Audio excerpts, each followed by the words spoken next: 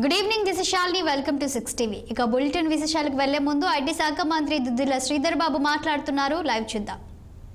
కేజీలు క్వింటల్కు 10 నుంచి 15 కేజీలు లూటీ చేసిన టీఆర్ఎస్ పార్టీ ప్రభుత్వం అధినేతలు ఈరోజు రైతు గురించి ముసలి కన్నీరు గారుస్తా ఉన్నారు. నిన్న ధర్నాలు చేసిన వాళ్ళు ఇన్ని రోజులు రైతును మర్చిపోయారు, రైతన్నను మర్చిపోయారు. గుట్టలకి ఖాళీలకి రైతు బంధు పేరిట ఈరోజు మీరు అందరికీ ఇచ్చి 5,000 రూపాయలు ఇచ్చి మీరు వారు వరి ధాన్యం పండిస్తే బస్తాకు 5 కేజీలు, క్వింటల్కు 10 నుంచి 12 కేజీలు మోసం చేస్తే ఇంతకుముందు ప్రేమ్ సాగర్ గారు చెప్పినట్టు 5,000 ఇస్తున్నారు ఒక చేతిలో, 10,000 రూపాయలు మళ్ళా తిరిగి గుంజుకుంటా ఉన్నారు. మేము అనేక సందర్భాల్లో చెప్పినాం ఏ విధంగా రైస్ మిల్లర్లు అక్కడ ఐకేపీ కానీ పిఎస్సిఎస్ కానీ డిసిఎంఎస్ కానీ చెందిన వ్యక్తులు ఏ విధంగా దోసుకుంటా ఉంటే అప్పుడున్న టీఆర్ఎస్ నాయకత్వం ఇప్పుడే నిన్న ధర్నాలు చేసిన నాయకులు ఉన్నారు ఇక్కడ. వారందరూ నోరు మూసుకొని కళ్ళు బంద్ చేసుకొని కూర్చున్న నేపథ్యంలో రైతు గురించి మాట్లాడే నైతిక హక్కు లేదు వారికి అని మనం మనవి చేస్తా ఉన్నాం. ఈరోజు రైతుకు సంబంధించిన ప్రధానమైన వాగ్దానాలు ఏవైతే ఉన్నాయో ఈరోజు మనము ప్రభుత్వం ఏర్పాటైంది, ఎప్పుడు ఏ విధంగా వారిని ఆదుకునే కార్యాచరణ తీసుకొని పోవాలని ఆ విధమైన కార్యాచరణ తీసుకువెళ్తాం. నీటి లభ్యత విషయంలో నేను ఈరోజు చెప్తా ఉన్నాను, అక్టోబర్ మాసంలో టీఆర్ఎస్ పార్టీకి సంబంధించిన నమస్తే తెలంగాణ అనే పేపర్లో వారు చెప్పిండ్రు వారి ప్రభుత్వ హయాంలోనే ఆగస్టు మాసంలో జూలై మాసంలో వర్షపాతం తక్కువగా నమోదైంది, మంచినీటికి కానీ సాగునీటికి కానీ చాలా ఇబ్బందికరమైన పరిస్థితి రాబోయే కాలంలో ఉంటుంది అని వారికి సంబంధించిన పత్రికల్లో వారు రాసుకున్న తర్వాత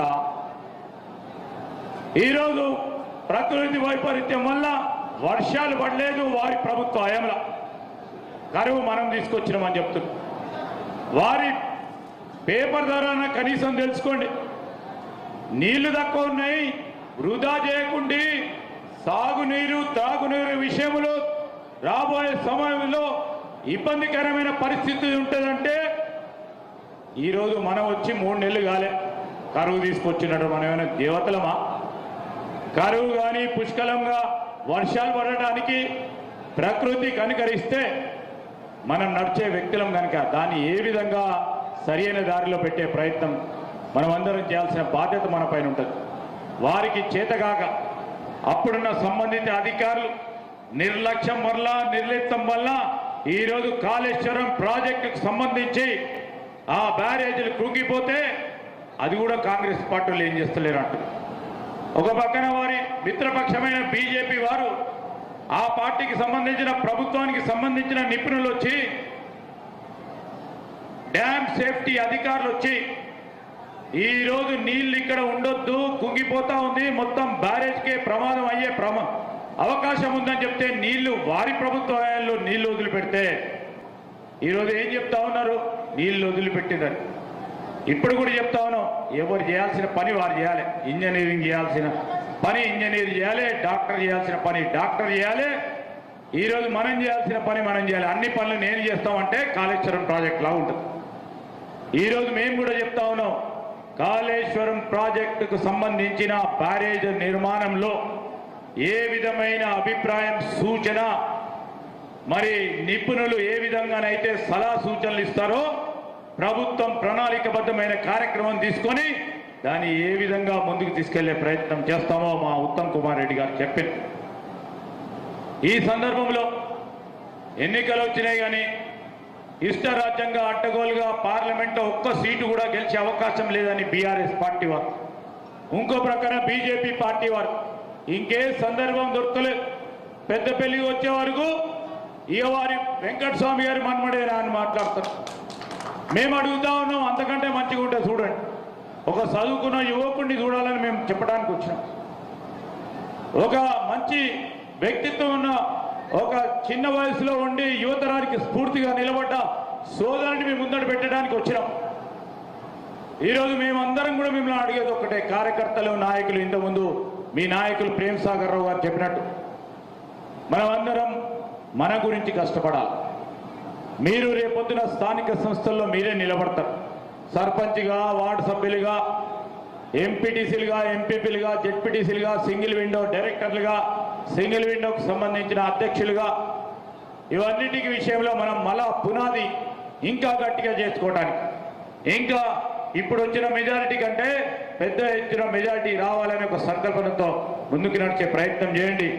మేము చెప్తా ఉన్నాం, ప్రేమ్ సాగర్ రావు గారు మరి అనుభవ రీత్యా వారు శాసన మండలి సభ్యులుగా, ఈ జిల్లా ప్రాథమిక మరి బ్యాంకుకు సంబంధించిన ఉమ్మడి జిల్లాకు సంబంధించిన చైర్మన్గా, ఇప్పుడు శాసనసభ్యులుగా అనుభవం ఉంది. వారికి రేవంత్ రెడ్డి గారితో పాటు పెద్దవారి అందరితో కూడా మంచి సత్సంబంధాలు ఉన్నాయి. వారు చెప్పిన మరి లిఫ్ట్ ఇరిగేషన్తో పాటు ఇంకో 2-3 అంశాలు చెప్పిండు. ప్రధానంగా కరకట్టల నిర్మాణం కానీ, అదేవిధంగా హాస్పిటల్ కానీ, వీటన్నిటికి సంబంధించి మేము ఎప్పుడు కూడా వారు వెనుక ఉంటాం, వారిని ముందుకు నడిపే ప్రయత్నం చేస్తాం. దానికి మీరు అందరూ కూడా బలం చేకూర్చి వంశీ గారిని పెద్ద మెజారిటీతో గెలిపిస్తే ఇంకా కూడా వారికి బలం ఎక్కువైపోయి అడగడానికి ఆస్కారం. మీ అందరికీ తెలుసు, ఆయన అనుకున్నాడంటే అందరినీ ప్రశ్నిస్తాడు. ఆయన ఎవరిని కూడా ఉపేక్షించాడు. మీ అందరికీ తెలుసు, ఆయన వ్యక్తిత్వం గురించి ఎవరి గురించి కూడా ఆలోచన చేయడు. ఆయన అనుకున్నది ఇది కావాలి, ఎందుకు కావాలని పోరాటం చేస్తూనే ఉంటాడు. గట్టిగా మాట్లాడే ఉన్న వ్యక్తిత్వం ఆయనది. ప్రత్యేకంగా ఈ మంచిర్యాల నియోజకవర్గానికి సంబంధించిన ప్రధానమైన సమస్యల విషయంలో ఎక్కడ కూడా రాజీ పడడు. ఇప్పుడు మేము మాకంటే ఎక్కువ నిధులు తీసుకొచ్చిండ్రు ఈ 2-3 నెలల. 200-300 కోట్ల రూపాయలు అంటే చిన్నది అది. 3 నెలలు అయితే తీసుకొచ్చినట్టే 5 సంవత్సరాలు ఇంకెన్ని తీసుకొస్తారు. మరి వారి నాయకత్వాన్ని బలపరచాలంటే వంశీ గారిని ఇంకా పెద్ద మెజారిటీతో గెలిపే కార్యక్రమం చేయండి. మేము ఇప్పుడు చెప్తా ఉన్నాం, వంశీ గారిని గెలిపిస్తే ఆయన కూడా నిరంతరం మీ మధ్యలో ఉంటాడు, మీలో ఒకడిగా ఉంటాడు. ప్రేమ్ సాగర్ రావు గారి నాయకత్వంలో ఈ మంచిర్యాల నియోజకవర్గంలో వారు చెప్పిన ప్రతి పని ఢిల్లీలో ఎక్కడ ఏ అవసరం ఉన్నా చేసి పెట్టాలని అక్కడ ప్రభుత్వ పెద్దలతోని మాట్లాడి పోరాటం చేసి ఈ నియోజకవర్గ ప్రజలకు నేనున్నాను పార్లమెంట్ సభ్యుడు కానీ ఒక ఆలోచన ఉన్న వ్యక్తిగా వంశీ మీ ముందట నిలబడ్డాడు. మీరందరూ ఆశీర్వదించండి. మీరందరూ ప్రతి గ్రామానికి వెళ్ళి వంశీ గురించి ఒక 2 మాటలు చెప్పండి. యువతకు సంబంధించిన ఉపాధి విషయంలో ఒక ప్రణాళిక సిద్ధం చేసుకుంటా ఉన్నారు. ప్రతి గ్రామంలో చదువుకున్న వ్యక్తికి ఏదో విధంగా సహకారం చేయాలనే ఒక సంకల్పం ఉన్న వ్యక్తిగా యువత అంతా కూడా ముందుకు నిలబడి మరి వంశీ గారిని గెలిపించే ప్రయత్నం చేయాలి. మేము ఉన్నాం వారి పక్షాన అని తెలియజేయడానికి వచ్చాం. నేను ఇక్కడ వచ్చేసిన మా కాంగ్రెస్ పార్టీ నాయకులకి, కార్యకర్తలకి, మా అక్కలకి, చెల్లెలందరికీ కూడా ఈరోజు చిరంజీవి వంశీ గారిని పెద్ద మెజారిటీతో గెలిపించి చేతి గుర్తు ఓటేపించి మరొక 2-3 మార్లు ఎన్నికలు నోటిఫికేషన్ వచ్చిన తర్వాత వారు నామినేషన్ వేసిన తర్వాత అనేక సందర్భాల్లో మీతో కలుసుకుంటా ఉంటాం. ఏ విధంగా పార్టీ ప్రణాళిక పరంగా ఎన్నికల ప్రచార కార్యక్రమం ఇంటింటిగా తీసుకెళ్లే ప్రయత్నం చేయాలో నిన్ననే రాహుల్ గాంధీ గారు మన మేనిఫెస్టో రిలీజ్ చేశారు. దాంట్లో ప్రధానంగా మహిళా సోదరిమణులకి ప్రతి సంవత్సరం 1 లక్ష రూపాయలు వచ్చే విధంగా కేంద్ర ప్రభుత్వం రాహుల్ గాంధీ గారి నాయకత్వంలో ఏర్పడ్డ తర్వాత ప్రతి మహిళకి 1 లక్ష రూపాయలు ప్రతి సంవత్సరం ఇచ్చే ఒక గ్యారంటీ ఇచ్చింది. ఈరోజు పాంచ్ న్యాయ అనే దాంట్లో కార్మికులకి, మా సింగరేణి కార్మికులకే కానీ ఇతర కార్మిక సోదరులకు సంబంధించిన సంక్షేమం విషయంలో మాట్లాడింది. ఈరోజు యువతకు సంబంధించి యువతకు ఉపాధి కల్పనతో పాటు ఈరోజు విద్యార్థులకు సంబంధించిన న్యాయం గురించి మాట్లాడింది. అదేవిధంగా ఈరోజు మహిళా సోదరులకు సంబంధించిన అంశం మాట్లాడింది. అదేవిధంగా బీసీ, ఎస్సీ, ఎస్టీకి సంబంధించి ఇస్సేదారి న్యాయాన్ని